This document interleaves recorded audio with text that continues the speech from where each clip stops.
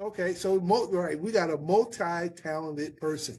All right, let's start off with the poetry. How'd you get hmm started dropping beautiful poems? Well, honestly, I started at a young age. I remember my first poetry project in elementary school.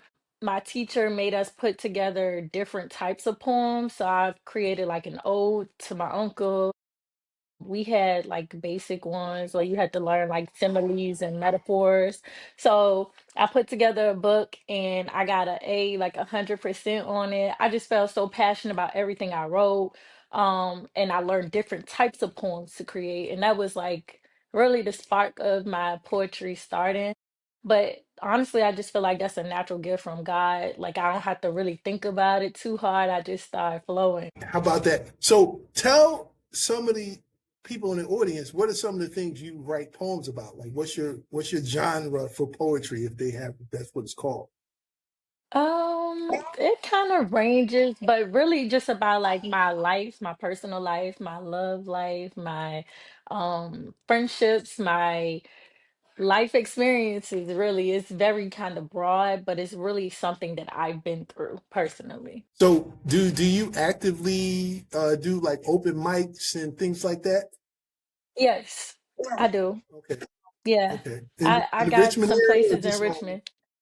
Yeah, so over the years, I've been going to places like Melodic Mondays, Tuesday Verses. So I was at the time just working my 9 to 5, and then after work, I was like, okay, I'm ready to do my dream. Like I was trying to do that balance. So those are just a couple places that I really, really love going. We also had places like My Center where you could perform, where I could do create my music. Working with like other artists and studio sessions and just getting myself out there, putting my name out there, creating my brand. so all right. So if someone wanted to book you, could you just drop a little line so they can get an idea of what they're going to be getting? You got like a little verse, little short, what they call it, 2 bars you can give us? Yeah, I mean, I could say something to you. Roses are red, violets are blue. I'm grateful for this interview with you. Man, oh man, oh man, But oh nah, one man. of my favorite poems though, one of my favorite poems though is this one called Reality Schemes, and I performed that at Tuesday Verses.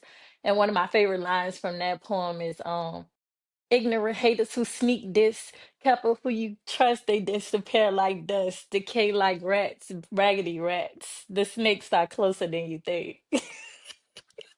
He got me Man, laughing outside, but yeah. shucks, that's nice.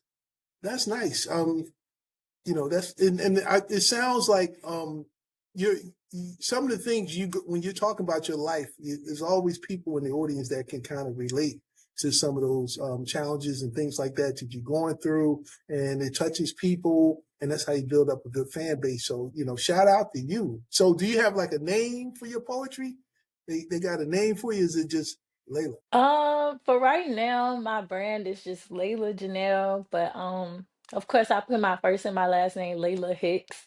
So I just been going by that. But as time go on, I think I do want to kind of create different personas for each thing that I do. But for right now, I feel like a major brand, when you think of major brands, they don't really have a whole lot of DBAs and, you know, Right, it's right. like yeah, it's like your brand is just your brand. So I've just been kind of sticking to who I am. Yeah, it's nothing wrong with that. You got your brand and you do this, that, and that. So shout out hmm to you.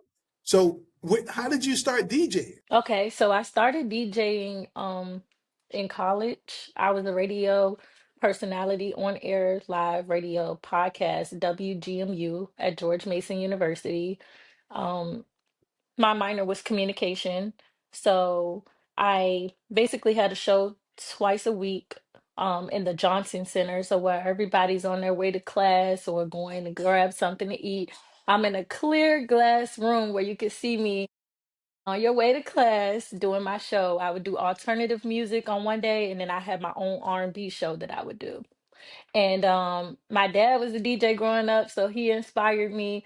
and then I got my own equipment once I graduated from Mason, and then I started doing private events. So that's pretty much how I got into it. I love talking to people. I love what you got going on with your podcast, and Okay, thank you. um I love podcasts. So yeah.